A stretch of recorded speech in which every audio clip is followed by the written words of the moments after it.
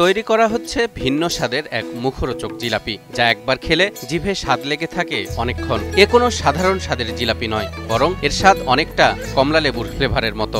জিলাপি তৈরি করে ভাই খুবই সুস্বাদু এবং খুবই মজবুত।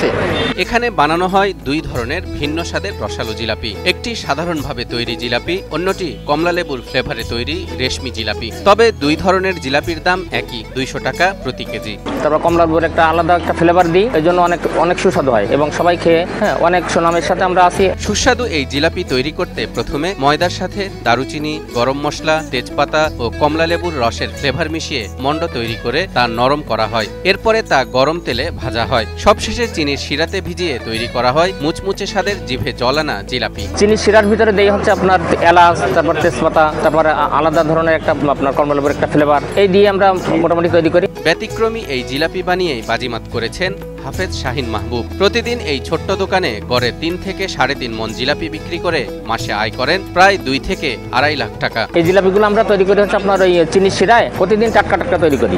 প্রতিদিন 30 থেকে 40 কেজি 50 কেজি পর্যন্ত তেল যায়, 2 খান করে চিনি, 2 বস্তা চিনি, 2 বস্তা ময়দা, 1 বস্তা বেসন, সাথে পেঁয়াজিও আছে। আর 3 থেকে 4 মণ মতো আমরা জিলাপি বিক্রির আয় থেকে এরই মধ্যে 15 লাখ টাকা খরচ করে জেলা শহরে একটি বেকারির দোকানও দিয়েছেন হাফেজ শাহিন। এই দোকান থেকে ওই পাশে একটা বেকারি করছি, খুলনা বেকারি। সাতক্ষীরা শহরের ডে নাইট কলেজ গেটের পাশে অবস্থিত খুলনা পানঘরের এই কমলালেবুর ফ্লেভারের জিলাপি জেলায় ব্যাপক সাড়া ফেলেছে। প্রতিদিন বেলা 12টা থেকে রাত 12টা পর্যন্ত এই দোকানে ক্রেতাদের ভিড় লেগেই থাকে। এমনকি অনেক সময় লাইনে দাঁড়িয়েও এই দোকান থেকে জিলাপি কিনতে হয়। এখানে জিলাপি নিতে আসলে আমাদের প্রত্যেকেরই সিরিয়াল দিতে হয়, একের পর এক, একজনের পর একজন, একজনের পর একজন।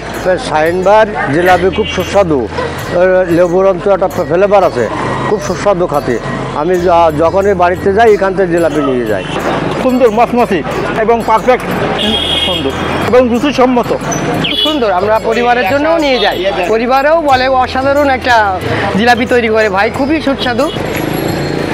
খুবই ভালো লাগছে আর কি, গরম গরম খুবই ভালো লাগছে।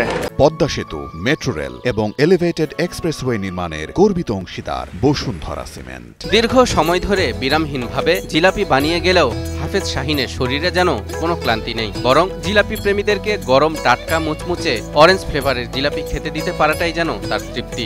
এখানে সকাল থেকে আমরা যেভাবে তৈরি করি, একের পর এক সিরিয়াল লেগেই থাকে। আমরা জিলাপিগুলো বিক্রি করি তো তৈরি করে পারি না। এদিকে হাফেজ শাহিনের জিলাপির ব্যবসাকে কেন্দ্র করে এলাকার বেশ কয়েকজন বেকার যুবকের কর্মসংস্থান হয়েছে। ক্রেতাদের ভিড় সামাল দেওয়ার পাশাপাশি জিলাপি তৈরিতেও তারা সহযোগিতা করেন।